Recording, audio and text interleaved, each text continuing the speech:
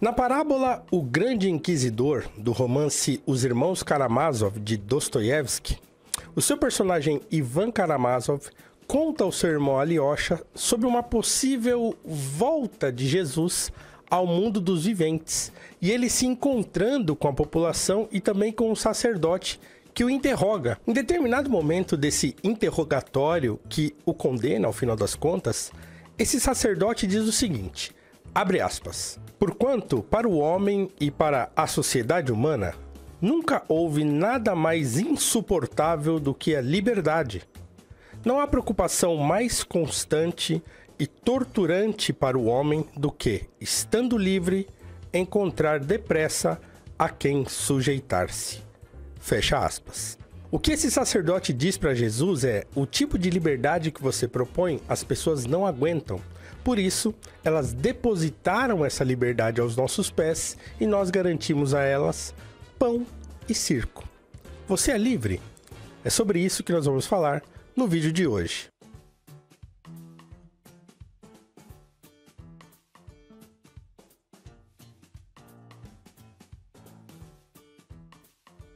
Não seria nenhum exagero dizer que o conceito de liberdade que nós temos, pelo menos aqui no Ocidente, provém em grande medida da Bíblia Sagrada. Não só pela ideia de livre-arbítrio, de termos sido criados por Deus e Deus ter nos dado a liberdade de fazermos o que nós quisermos, contanto que nós arquemos com as consequências disso, mas também pela grande história ou mito, para alguns, da libertação do povo de Israel da escravidão no Egito. Essa história, que é a história de Moisés e de como Deus livrou as pessoas lá da escravidão, e Moisés abre o mar e as pessoas passam em seco, e Deus em seguida entrega as tábuas da lei a Moisés e diz a ele, olha, você então estabelece essas leis para que esse povo viva em liberdade sob minha tutela. Então, a ideia de liberdade na Bíblia é uma ideia de liberdade tutelada, uma ideia de que as pessoas são livres, elas viverão em liberdade, mas elas terão para si alguns preceitos que assegurarão a elas essa liberdade. Para alguns isso pode parecer contraditório. Como eu vou ser livre se eu tenho de seguir alguns preceitos? Agora, pensa comigo aqui. Imagina uma ideia de liberdade em que nenhum preceito fosse necessário. O que aconteceria conosco? A partir daí, então, o povo de Israel anda lá pelo deserto, por 40 anos, recebendo a lei, e entre encontros e desencontros, obediências e desobediências, eles são instados a ensinar os seus filhos a respeito dessa libertação. Então, em algum momento do Deuteronômio, Moisés pergunta a Deus como é que ele vai fazer para transmitir esses ensinamentos aos filhos, e Deus então diz, olha, você vai dizer a eles sempre que Deus os livrou da terra do Egito. E quando eles perguntarem para você, olha, o que são todas essas leis, o que são todos esses preceitos, esses costumes, esses rituais, você vai dizer a eles, olha, esses rituais, essas leis, esses preceitos significam que um dia Deus nos tirou da terra da escravidão e nos deu liberdade. Então, a ideia de liberdade que a gente importa, e que a gente absorve lá da Bíblia, lá do conceito de liberdade, que é um conceito, digamos, moral e religioso de liberdade, tem a ver com obediência a preceitos de Deus que nos garantem essa liberdade. Tanto é que mais à frente, aí já no contexto dos reis de Israel, quando o povo de Israel pede a Deus um rei, Deus os adverte, dizendo, olha só, se vocês quiserem um rei, esse rei vai acabar os fazendo de escravos, ou seja, ele vai tolher a liberdade de vocês, ele vai mandar os seus filhos para a guerra, ele vai tomar as suas esposas. Então isso acontece no livro de 1 Samuel, quando o povo pede a Deus um rei. Por quê? Porque eles veem as outras nações tendo reis, então eles dizem, olha, nós queremos também o rei. Mas Deus os adverte disso, no entanto, eles insistem em querer um rei. E aí, desde então, nós seres humanos, nós, a sociedade humana, nos debatemos entre o conceito de liberdade e também o conceito de liberdade sob um governo. E isso então nos coloca diante de basicamente dois conceitos de liberdade. Um conceito de liberdade que é moral, ou seja, aquela liberdade que atende a determinados preceitos para que a liberdade de todos seja garantida, ou seja, eu me detenho um pouco nos meus desejos, o outro se detém um pouco nos desejos dele, nas vontades, nos acordos que a gente faz. Então a gente vai entrando em acordos sob determinados preceitos a fim de garantir a liberdade relativa de todo mundo. A outra liberdade é a liberdade política, ou seja, a partir de um determinado momento em a sociedade humana tendo governantes, esses governantes, não raro na história da humanidade, avançam sobre a liberdade do povo e precisam ser questionados, parados, trocados, substituídos, às vezes até. Do ponto de vista moral, à medida em que o tempo vai passando, o conceito de liberdade, o conceito de lei, o conceito de verdade vão sendo relativizados. Quanto mais próximo da modernidade, por exemplo, nós chegamos, mais esses conceitos vão ganhando um sentido elástico e às vezes um sentido até bastante relativo, a ponto de nós não sabermos muito bem o que é uma coisa ou outra a partir ou para além da nossa própria experiência e das nossas próprias opiniões.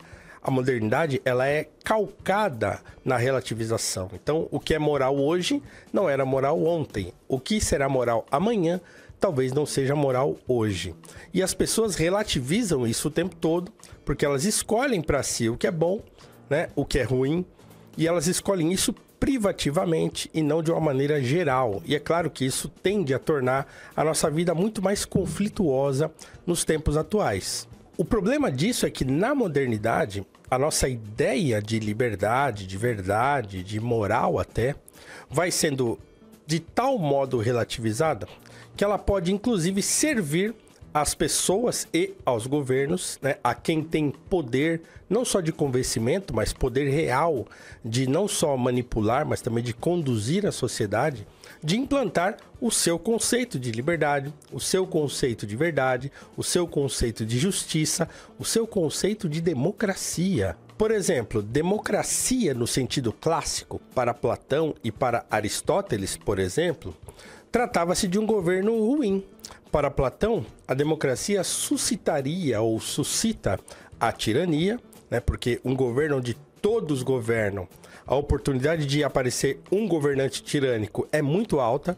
E para Aristóteles, a democracia suscitaria ou suscita a demagogia, ou seja, o governo exercido mediante uma tirania de todos contra todos. Agora, na modernidade, o conceito de democracia ganha outro sentido, um sentido benéfico, que é esse que a gente conhece até hoje, da divisão dos poderes, da garantia das liberdades individuais.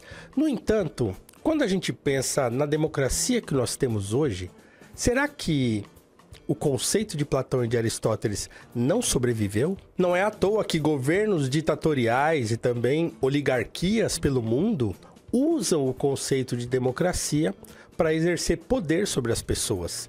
Quem não se lembra, por exemplo, da frase célebre que é o lema do partido do livro 1984 de George Orwell, em que ele diz: guerra é paz, liberdade é escravidão e ignorância é força.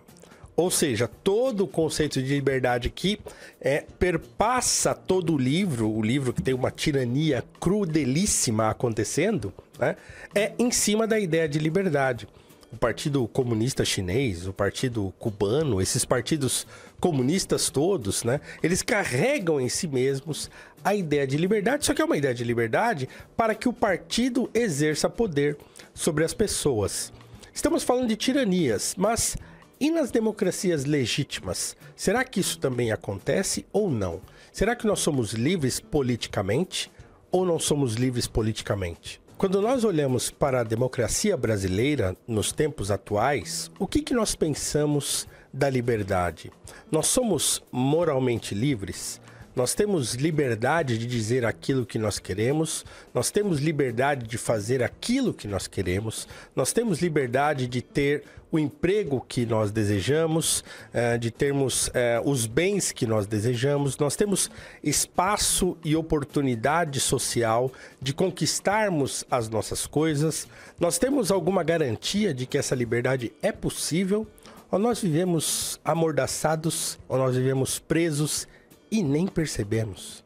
Georges Bernanos, um escritor francês de obras clássicas maravilhosas como Sob o Sol de Satã, O Diário de um Pároco de Aldeia e A Nova História de Mouchette, viveu no Brasil entre os anos de 1938 e 1945, escreveu um tratado maravilhoso publicado pela Realizações com o título de Liberdade para quê? Nesse livro, Bernanos escreve alguns ensaios e há um ensaio em particular, que é o ensaio que dá nome ao livro, Liberdade para quê?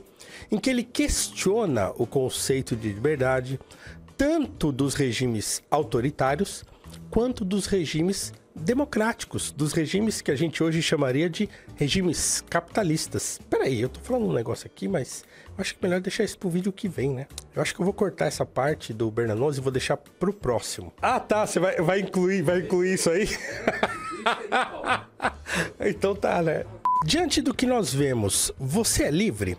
Você se sente livre? Você olhando para o Brasil, para o governo brasileiro, para você próprio, para as decisões que você toma, para as escolhas que você faz, nós vivemos a liberdade que nós desejamos? Comenta aqui embaixo e diz, você é livre?